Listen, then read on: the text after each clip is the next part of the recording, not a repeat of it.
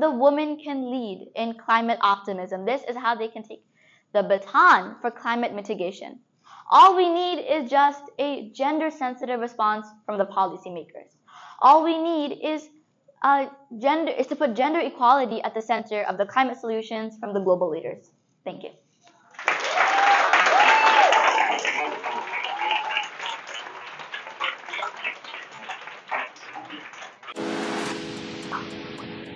So now we have Faatiha Aayat, who is joining us here on stage now.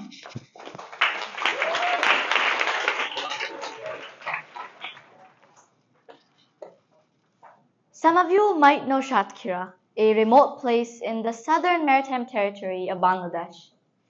But many of you don't know Shati, a woman who has shown the world what sustainable adaptation really means.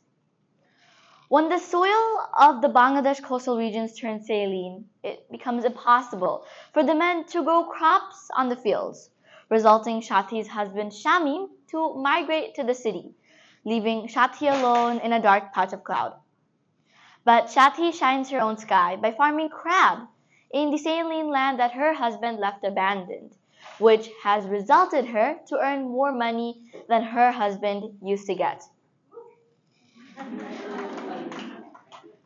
This is what sustainable adaptation is really all about, and you will find thousands of Shatis all around the world who are continuously constrained by the climate cohabitation. And don't worry, that is not the first and last time I will say that. Today here at this prestigious and prominent program, I would like to talk about how women like Shati are continuously constrained by the climate cohabitation and how they can provide a considerable and comprehensive character in combating this contemporary crisis. Told you. And the women here in the US itself are also being affected. In fact, 2/3 of the jobs lost after Hurricane Katrina were lost by women. Often the only ways to get jobs and work after a natural disaster is through construction and rebuilding, and that is a male-dominated sector. There is a direct link in climate change with asthma in adolescent girls, lung cancer in midlife ladies, and strokes and dementia in older women. In fact, statistics have shown that 65% of the jobs of the people displaced by the climate change in the US were women. And that is only statistics. We know that there are 3 types of lies. Lies, damn lies, and statistics. The real situation is always way worse than what statistics offer. So, there are many more people suffering this dreadful problem outside these doors. Right now, I know it, I know you know it, but it seems like our world leaders don't know it yet. Because we do not see them taking gender-sensitive response. We do not hear them putting gender equality at the center of the climate solutions. We do not find them addressing the gender gap while dealing with the climate calamities. Okay, so our leaders are not leading, but the women of today's days are not sitting idle either. They are not waiting for our leaders to launch loud, lucrative, and luminous initiatives. Let me share an example with you. In Ghana, women produce butter and cheese from the domesticated animals they have, such as cows and goats. But to sell these, they use vans and trucks, which is not very cost-effective for them. In order to address this problem, they have created bamboos out of bicycle to not only minimize their cost, but also have a zero-emission strategy. See, this is the power of today's woman. This is the strength of today's woman. I started with the story of Shati, a woman from Bangladesh. I would like to end my speech today by finishing with the story of Shannon, a woman from the Netherlands. I'm sure that many of you have heard of the concept of the Hanging Garden of Babylon, one of the 7 wonders of the ancient world by the Sumerian king Nebuchadnezzar. But I'm sure that a lot of you have not heard of the concept of a floating garden. So in the Netherlands, along the North Sea coast, a lot of the land is being submerged due to the sea level rise. And to address this problem, Shannon started using hydroponics, a type of horticulture, to grow her crops without using any soil on a water-based mineral nutrient solution. And this is the concept of a floating garden, and it is not less a wonder than the Hanging Garden of Babylon.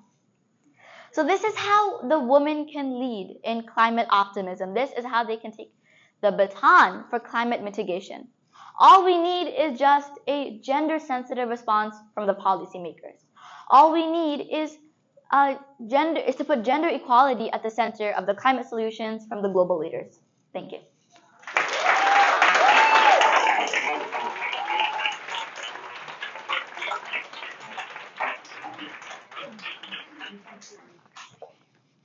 Okay, wow. Thank you so much, Faatiha. That was beautiful. So we're just going to talk a little bit about, I think we've been talking about the need for joy if it's accessible and our journeys in this work. So I want to talk to you a little bit and ask you about, like, as an amazing climate activist who's also 10, how do you balance school and your work? Thank you for the question. I actually try my best to balance activism work and school work. And I'm actually a student, that's my identity. And then I'm a climate campaigner and child rights activist. So what I do is I try to be in school every day, right? But if an important climate opportunity to speak about the climate comes up, then in a big platform, then I definitely have to miss school. But I always make up my work. I always make up my work and try my best to finish all the classwork. And activism work has never actually made my grades fail. And I always try to balance my work throughout the week so that I don't put any pressure or burden on myself. That's a great answer. Thank you. One last question, because I think we're running a little tight on time. What do you do for fun? What are your hobbies? Number one, I love to read, right? So reading has always been my hobby. I love to read mostly fiction. So it could be like mystery or classics or epic thrillers or, I love fiction. So I love to read. And I also love to draw or sketch, right? So I call out little things or I love to paint as well. My painting is actually being displayed at Colors of Humanity Art Gallery. And I have been awarded the Amazing Artist Award by the Advent Art World. Okay, amazing. Thank you so much. Thank you, everybody.